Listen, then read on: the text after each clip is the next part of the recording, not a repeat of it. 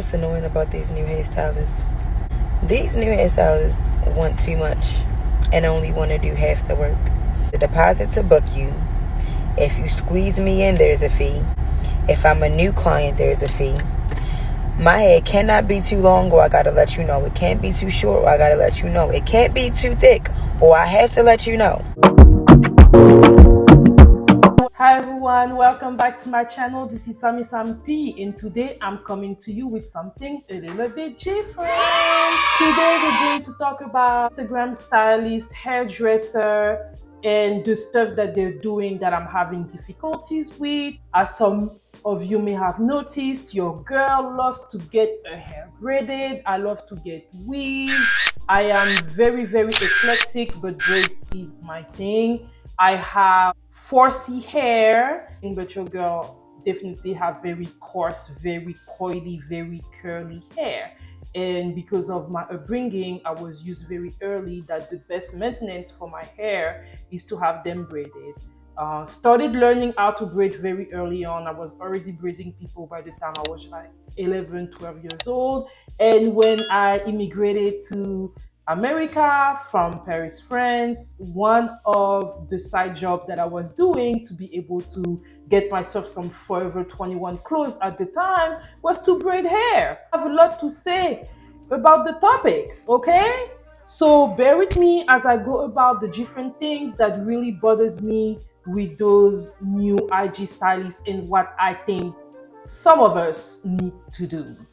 Those new IG stylists have a lot of demands. They're asking a lot out of the customer, and it's really a dictature that is going on out there in the streets. I'm going to go ahead and list some of the examples that I've seen when trying to book some appointment for myself, and I'm going to tell you why I think that it's sometimes problematic. Let's get right into it. One of the things that always makes me look at them weird with all the demands that they have is that they sometimes don't even have, their certification. They're not licensed cosmetologists.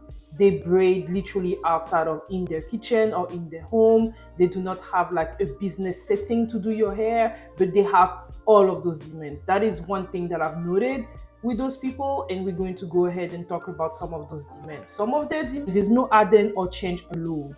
I mean, people are allowed to change their mind on what they want to get. I don't think it should be a problem. Or what if in an instance you have a customer that want to get hair a certain way, but maybe their hair is not good enough for the hairstyle, or it's not going to work the way they want it to work. You as a professional should be able to let them know that the hairstyle they're choosing may not be the best for their hair. I believe that as a hairstylist, you want to be able to build a relationship with your client and be able to advise them on what's better for their hair. I'm going to give you an example.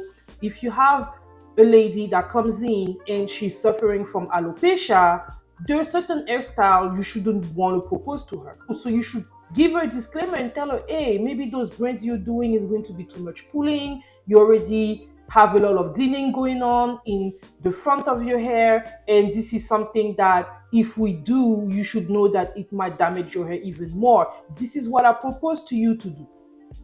Saying that no add-on or change allowed, why? Right? Like that actually could go to your own disadvantage, especially if your goal as an hairstylist is to be able to build a relationship with your customer. For example, we see that one of the hairstylists said that hair must be 4 inches all around with no patches, but sometimes people have problems with their hair. Sometimes they come to you because they need your help with their hair, and they may need a protective style, or they need you to wash it a certain way. Basically, are you saying that you only want people that their hair looks good?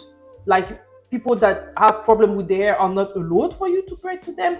That is a problem. Thing I've also seen a lot is the no blunt cut ends. If you recently had a trim, please reschedule. Listen, if you do not know how to braid hair, say that. Somebody having a trim should not stop you from knowing how to braid their hair. I think that this is extremely ridiculous. Like any licensed cosmetologist should be able, that especially specified in hair braiding, should be able to do somebody hair done even if their ends were recently trimmed. I'm just saying. I mean, that demand is very unreasonable. The one that has bothered me the most as a 4C natural hair. I've had my natural hair since I was 16 years old. And when they're talking to you about hair must be blown completely out from the root to end. If your hair is not blown out, you're going to have to pay $30 as a blowout fee.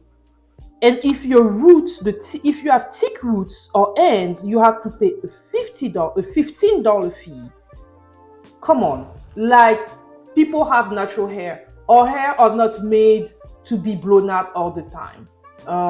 Braids were created for people that have curly hair before a blown out was even a thing. So I understand that you do not want to do the hair for somebody that the hair is like totally bald and it's like not combed. But I think that requesting comb hair is the minimum. Somebody can have very curly hair, well combed, and you still will be able to braid them. Once again, I feel like everything set up in here is for you to be able to better do your work, but at the end of the day, you should be able to do your work no matter what the context is. That's why you go to school, and that's why you charge the price that you charge.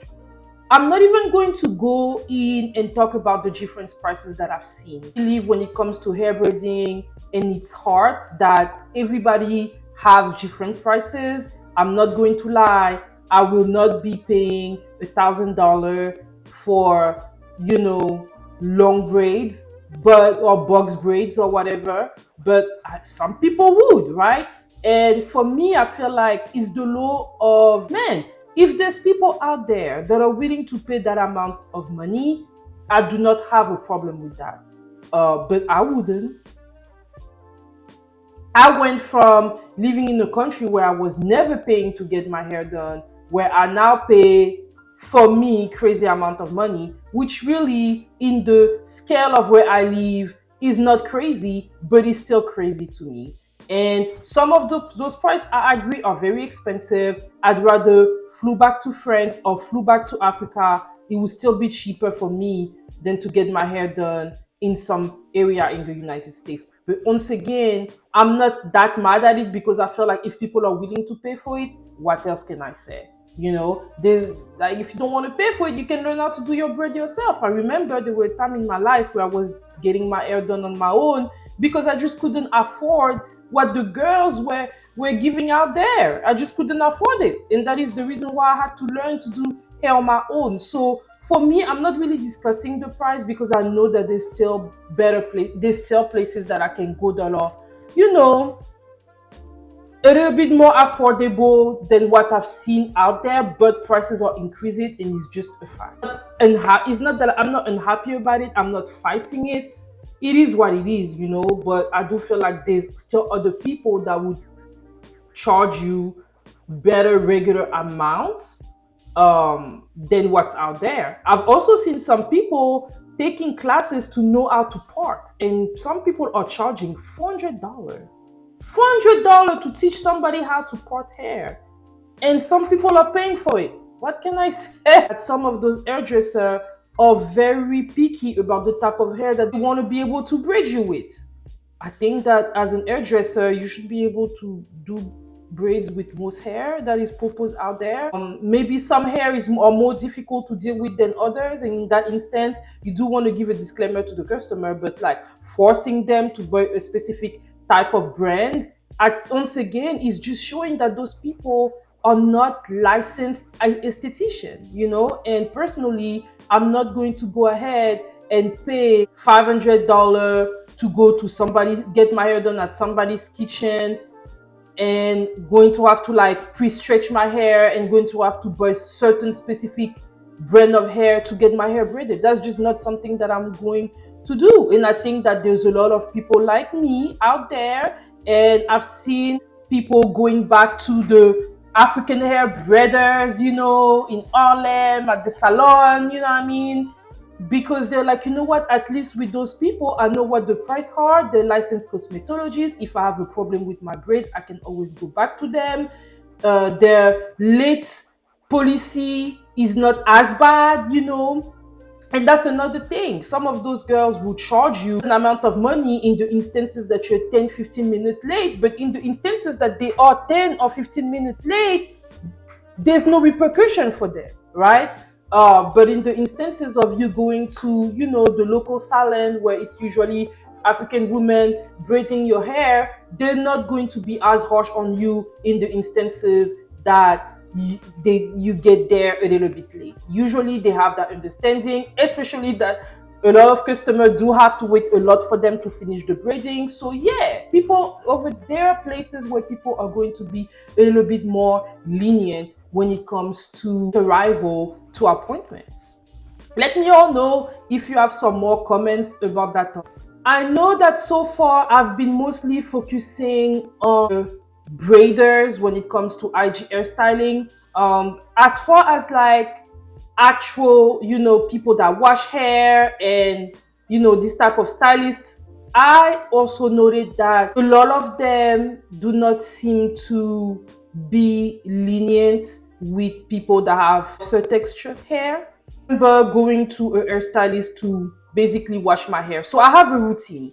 My routine is I want to go to a hairstylist to wash my hair, do like my conditioning, trim my hair if necessary, and then when I'm done with that, I get my hair braided.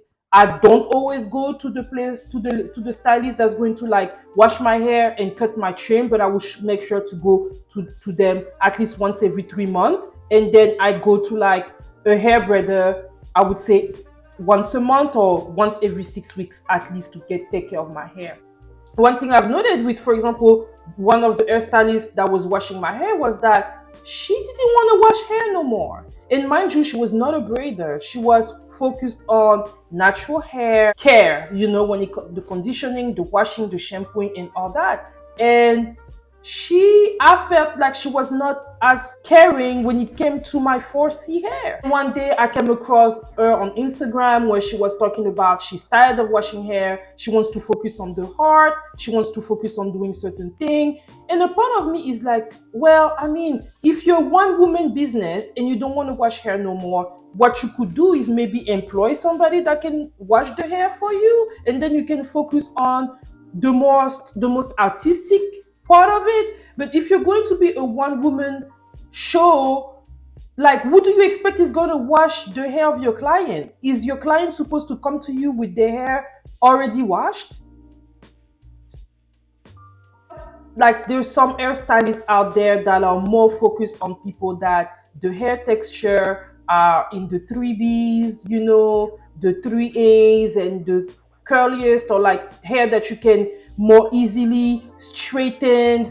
I've seen a lot of that, and you can feel free to leave me comments on how you feel about that. And I remember saying, you know what, I'm not going to go and get my hair shampooed and strengthened and trimmed by somebody that don't want to do that, by somebody that's not happy because I'm coming to her with dirty hair. Yeah, if I'm coming to you with dirty hair, it's because I need you to wash it. It's going to be dirty.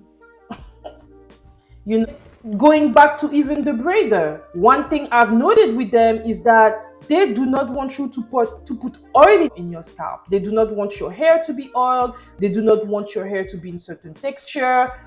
Girl, as African and African American with like specific type of hair, if we're going to come to you and our hair are going to be freshly washed, we need the hair to be hydrated, right? The goal is not always to make it easy for you. The goal is for our hair to thrive.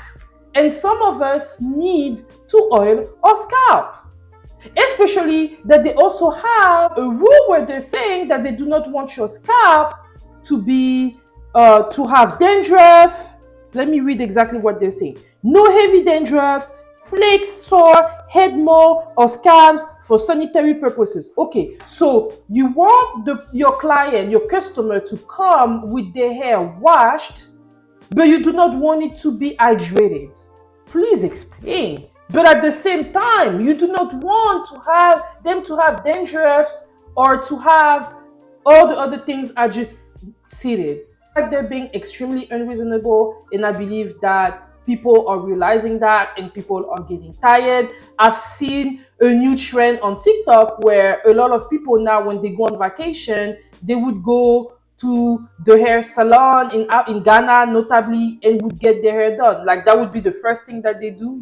As soon as they get into Ghana, they're going to go get their hair braided for very, very small amount of money. Some of them would be so happy that they would literally tips this amount of money that they pay to actually get their hair braided, and the result would be beautiful, way more beautiful than any of those, IG hairstyling, kitchen hairstylist, or whatever. It was kind of a rant, but I had to come to you all and be honest about that.